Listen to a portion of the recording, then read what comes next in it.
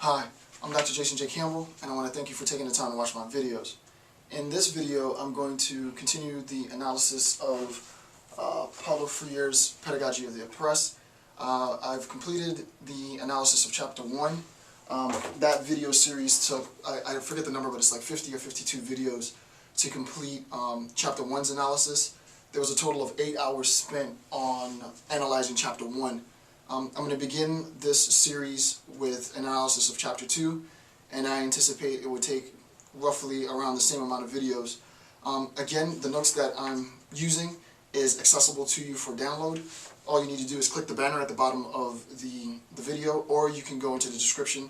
You can access the PDF, print it, follow along with the lecture. You can watch the video, you can read the notes, or you can do a combination of the two. With that being said, I want to begin our analysis of Chapter 2 of Paulo Freire's Pedagogy of the Oppressed. So this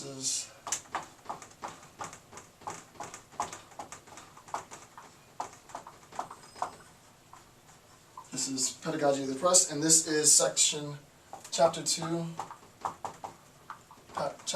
Section 1. Okay, so in the notes it's Chapter 2, Section 1. Alright, so in Chapter 2, Freire begins the analysis situating the argument that we've seen him develop throughout all of Chapter 1, the distinction between the oppressor and the oppressed. And what he does is he situates that analysis in terms of the relationship between the instructor and the student, right? And I spoke briefly about that relationship between the instructor and the student in the last video series, but we're going to go into a lot more detail on exactly how Freire conceptualizes this relationship between the instructor and the student and some of the key concepts that he introduces in Chapter 2. To begin then, Chapter 2, Section 1, we're going to talk about Freire's analysis of the teacher-student relationship, right? The teacher-student relationship.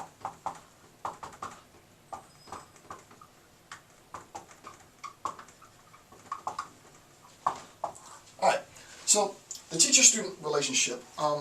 A teacher-student relationship is understood in terms of its narrative character, right? So the first thing that we're going to recognize that in Freire's articulation of the pedagogy of the oppressed, this narrative structure, this narrative character contains all of the meaning, all of the power. It, in its totality, describes and explains this relationship, right? So that we understand the nature of this teacher-student relationship in terms of its narrative character, right? So, narrative,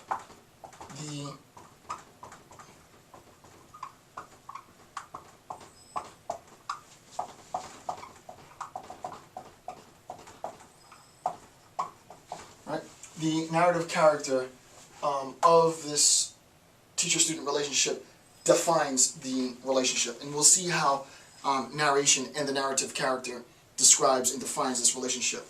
What I want to do in an analysis of this relationship is to analyze both parts using Freire's articulation as our guide, as our reference, right?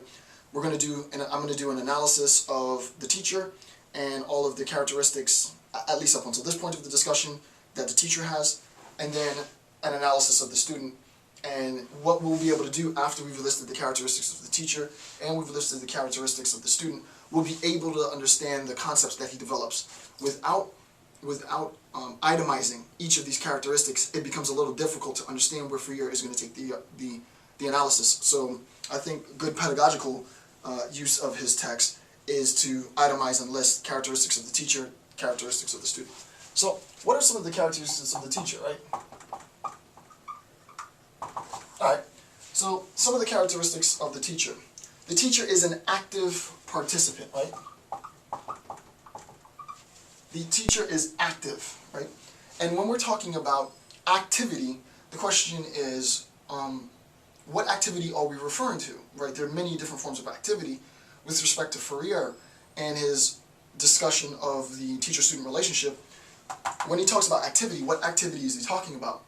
Well, we recognize that the activity that he's referring to is the activity of narrating, right? What I'm doing right now, speaking to you, right? This activity of narration makes the teacher's function in this relationship active. So that we have the teacher and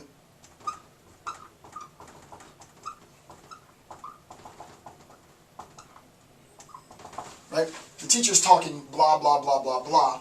That information is directed toward, and this whole thing is an active process.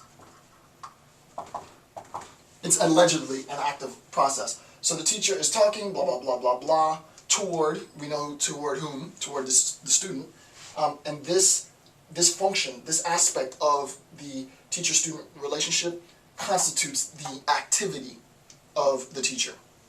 Okay, the teacher is a narrator, right? I'm not going to put that up. That's obvious. It's in the notes. Follow along if you'd like. So the teacher is a narrator. Through the process of narration, the teacher becomes active. The teacher is knowledgeable, right? This is a good point, right?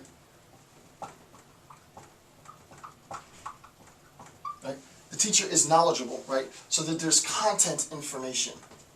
There's content information that the teacher has, right? This blah, blah, blah refers to the content knowledge, the content information that the teacher has, right? This teacher has a certain context, a certain content knowledge that he or she is attempting to disseminate, right? And insofar as the teacher disseminates this information, that narration is a reflection of the knowledge, right? So that there's a relationship between the content knowledge and what's being stated. Okay. Existence is necessitated by the existence, that is, of the teacher, right? The existence of the teacher is necessitated by the ignorant student, right? You don't have, under this traditional conception of the teacher-student relationship, you don't have a purpose, you don't have a need for the teacher without an ignorant student, right? So that the teacher comes to identify him or herself by an ignorant student, right? We can obviously see how this is the oppressor-oppressed relationship, right? The student being oppressed by the narration of the teacher, right? The blah, blah, blah. So that what ends up happening is, rather than having physical cuffs, physical chains binding the student is bound to the narration of the teacher. The narration of the teacher contextualizes and frames the way the student thinks, right? Necessarily frames the way the student thinks. Okay. So this existence, the existence of the teacher, is a consequence of the ignorant student, right? The student is ignorant, and because the student is ignorant, you're going to attain what I have. You're going to attain the knowledge that I have. We recognize that first I have knowledge, then I narrate, and then finally, if you're a good student, you get the knowledge, right? This is a traditional account. I have knowledge, blah, blah, blah. You learn, blah, blah, blah. That's how that works. This segment of it constitutes an active process, the activity of the teacher. But we recognize already that this is already loaded with suppositions, and what we're going to do is we're going to be able to slowly and methodically critique this assumption, right, this account.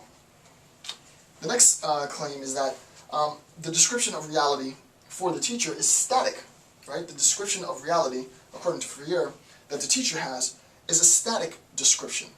And the question is, how is the description static, right? So we'll say that description is, right? The description that the teacher gives under this traditional account is a static description of reality.